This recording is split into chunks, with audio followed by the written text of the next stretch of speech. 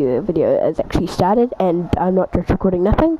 So if it hasn't, welcome back everybody to another YouTube video. On this one, talking about comparators, not capacitors. Capacitors are only in real life.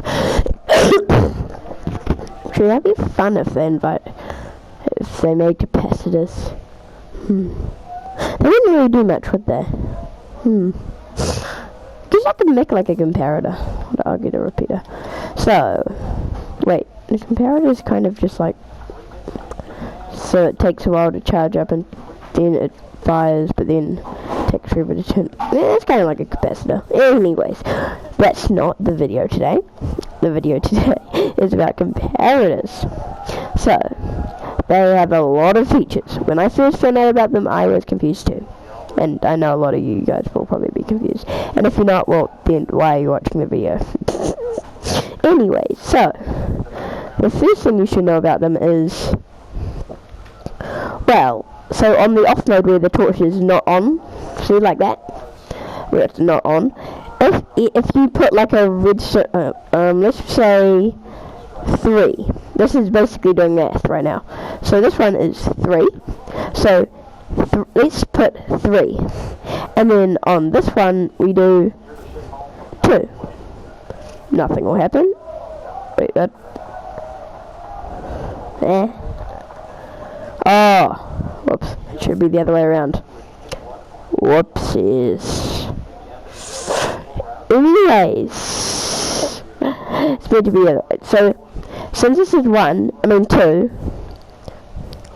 the lower the number, let's just do 3 minus 2. If it's an actual number like 1, it will turn off. If it's like minus, or if it's 0, let's just put this as 0, because they're both the same number, you minus 3 from 3, 0, it will turn on.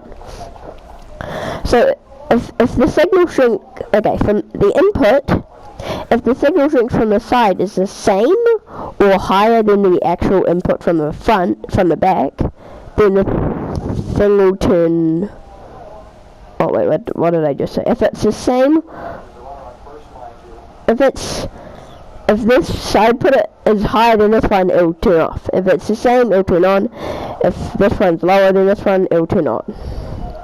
Now, that changes for this. Obviously, it'll turn off. Don't worry, guys, it's not on. But, so when the torch is like this, let's just put this to, now this is where the actual math comes in.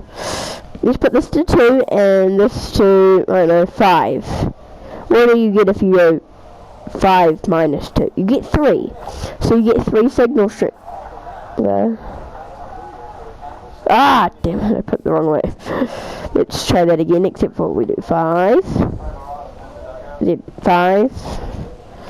And 2. Always get mixed up with this. Anyways.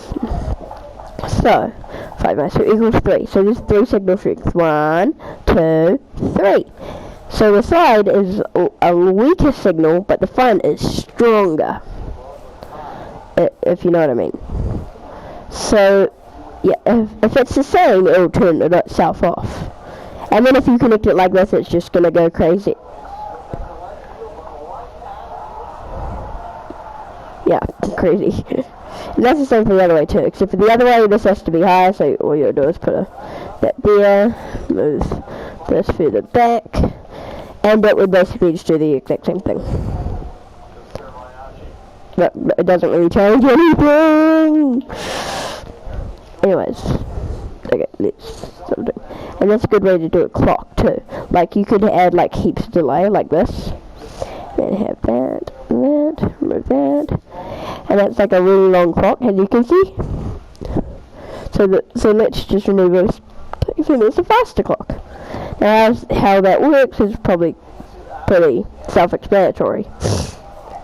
This comes down, and then it's higher than the input, and then it turns itself off. When it turns it off, then the side input will be off, and then it'll turn back on. It's just and then when you do this, it's just really, really fast. Like, it's not fast, but you know, it doesn't matter. And that's basically everything you should know for a comparator. Oh yeah, and another thing, you can't power it from the front. It's not going to come out the back or the side. You can see it's like a repeater. It only goes one way. It's not like redstone. You'll be like, just put a repeater. Oh yeah, by the way, there's another video I'm going to make soon. Actually, you know, I'm just going to show it to you now. So there's something called a locked repeater, and a lot of people get confused when they hear a locked repeater.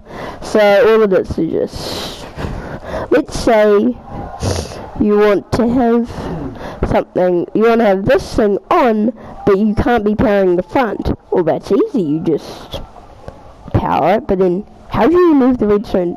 Let's just say you have a thing and it turns on, but then when it turns off, you want it to stay on. Well, of course, you could just have like one of the what's it called, circuits. I don't know why I'm building these, but yeah, it's fun. Could have this circuit, because it's fun to build. And then if you want to activate this side, you just put there, remove it. Activate this side, put there, remove it like a button. Then you want to be able to turn it off when the other side turns off, then you just have to invert it and then have it on both sides. But then you also want to have the side, so the side controls it basically. Well, then okay, you know what, too complicated. Let's just move on. Okay. Anyway, so when this goes through here, if you activate the side one, it'll look like that. You can change how much delay, whatever. But as soon as you remove this, it stays active. The front, like, by the way, the redstone doesn't. It's only for the front. It's locked. But as soon as you remove this, it unlocks and it turns off. But let's say you lock it off. If you turn it on, it won't turn on. It's locked. As it is, and it will not change. You can change the tick rate, but that's the only thing you can change. I wonder, what if you do that? It's not really that much of a... Wait a minute. Hold up. If we remove that, doesn't this mean that, yeah, you have the delay when it's turning off? But wait, what? Hold up, that's really confusing, but you, hold up. But you do not have the delay turning on, it's just instant. Huh. It's weird. Yeah, that's a locked repeater. So don't forget to smash that like button, smash that subscribe button, and I'll